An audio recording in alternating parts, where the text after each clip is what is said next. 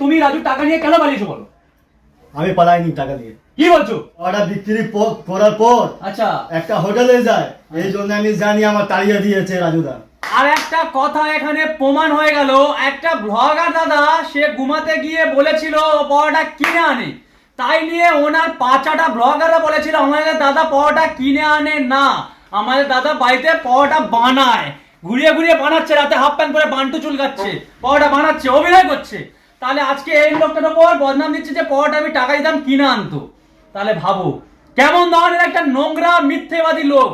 পরোটা কিনে আনার জন্য টাকা দিত এই লোকটার কাছে, আর এখন বলছে আমি পরোটা বানাই। রাজুর যে টাকা চুরি করে পালিয়েছে 10,000 টাকা, আমাদের শিয়ালদার রাজুদা, আমি নাম ধরে বলছি, উনি বলছে, উনি ওনার ম্যানেজার ছিল, তুমি ছিল তো ম্যানেজার? ছিল তো? হ্যাঁ, ম্যানেজার ছিল। ওনার টাকা নিয়ে পালিয়েছে। কয়েকটা ব্লগারের ইন্টারভিউ দিচ্ছে যে আমার কাকা আমার টাকা নিয়ে পালিয়েছে, তাকে আমি খুঁজে পাচ্ছি না, আমি খুঁজে পেয়েছি। আজকে তুমি রাজুর টাকা নিয়ে কেন পালিয়েছো বলো? আমি পালাইনি টাকা দিয়ে। কি বলছো? আমি পালাইনি। একটা ব্রোকার ইন্টারভিউ দিচ্ছিল, ওনার মনে রাগ হয়ে গেছে, উনি রাগের মাথায় আমার ইনজাম লাগাচ্ছে। তোমার ইন্টারভিউ নিচ্ছিল একটা ব্লগার? একটা ব্রোকার, আমি ইন্টারভিউ দিচ্ছিল, ওনার মনে রাগ হয়ে গেছে, ওনার মনে কিছু আমি জানি, কোনো সমস্যা আমি বলে দিই, এই জন্য আমার তাড়িয়ে দিয়েছে, ইলজাম দিয়ে আমার তাড়িয়ে দিয়েছে। কাজের ওপর তো হিংসা আছে, এবার এর ওপর হিংসা যাচ্ছে যে যদি আবার গিয়ে দোকান খোলে, আমার নামে উল্টো পাল্টা বলে, এ ভাইরাল হয়ে যাচ্ছে, ঠিক আছে, সেই কারণে এখন এর ওপর রাগ হয়েছে, একে তাড়িয়ে দিয়েছে।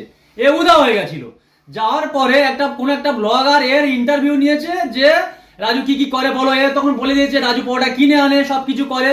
এইটাই শোনার পরে আমাদের দাদা এখন বলছে আমার টাকা নিয়ে কাকা পালিয়ে গেছে। তখন কোনো কথা হয়নি, তার 2-3 মাস পর পালিয়ে যা, মানে চলে যা 2-3 মাস পর বলছে আমার টাকা নিয়ে পালিয়েছে, এখন আমি কাকাকে খুঁজে পাচ্ছি না। এই তো মানুষটা ঘুরছে, একে ধরো, কি বলবে বলো, কোথায় টাকা চুরি করছে প্রমাণ দাও, এটা দিতে পারবে না। তাহলে তোমরা বুঝতে পারছো এই মানুষটার উপরও হিংসা হচ্ছে, মানুষটা ভালোভাবে বাংলা বলতে পারে না, এই মানুষটার উপরও হিংসা হচ্ছে যে যদি ভাইরাল হয়ে গিয়ে কোনো একটা জায়গায় দোকান খুলে আমার নামে বদনাম করতে শুরু করে দেয়, কাজুর কাছে ব্লগার যাচ্ছে, এর কাছেও ব্লগার চলে যাবে, আমার কাছে ব্লগার কমে যাবে, আমার পার্সোনালিটি কমে যাবে। তাহলে তুমি বলতে চাইছো যে তোমাকে হিংসায় তাড়িয়ে দিয়েছে? হিংসা তাড়িয়ে দিয়েছে রাজুদা। আমি রাজুদার মধ্যে অনেক কিছু জানি, সমস্যা জানি, কোথায় যায়, কোথায় কি করে, পরোটা বিক্রি করে, আর কোন হোটেলে যায় আমি সব জানি। মানে মানে মানে মানে মানে কোন হোটেল? হ্যাঁ, হোটেলেও যায় তাহলে? হ্যাঁ, পরোটা খেতে যায়, খেতে হোটেলে খেতে যায় না, পরোটা বিক্রি করার পর আচ্ছা একটা হোটেলে যায়, এই জন্য আমি জানি আমার তাড়িয়ে দিয়েছে রাজুদা। ডিটেলস আর হ্যাঁ। বললাম না। হ্যাঁ, ওখানে পরোটা বিক্রি করার পর দাদা একটু ইয়াস করতে যায়, ঠিক আছে, আনন্দ করতে যায়, উপলব্ধি করতে যায়, সেই জায়গাটাও জেনে গেছে এই বাবু। ওই কারণে যদি কোনো ব্লগারকে মুখ ফসকে বলে দেয় তাহলে শিয়ালদা তো যাবে ওখান থেকে, ওই কারণে এনাকে তাড়িয়ে দেওয়া হলো, এনার মধ্যে একটা লোককে তাড়িয়ে দেওয়া হলো, ঠিক আছে। এখন বলছে টাকা চুরি করে পালিয়েছে। এই মানুষটার উপর যে বদনাম লাগাচ্ছ দাদা, প্রমাণ করতে পারবে তো? প্রমাণ না করতে পারলে তোমার কপালে খুব দুঃখ আছে, এটা বলে দিলাম আমরা, এই অন ক্যামেরায় বলছি। আমি আমি আমি বলছি, ঠিক আছে, আমার পিছনে কে আছে তোমার দেখতে হবে না, আমার সাথে কার আছে দেখতে হবে না, তোমাকে বলে দিলাম, এই যে প্রমাণ না করতে পারলে না, তোমার ওখানে তোমার কপালে খুব দুঃখ আছে, ঠিক আছে।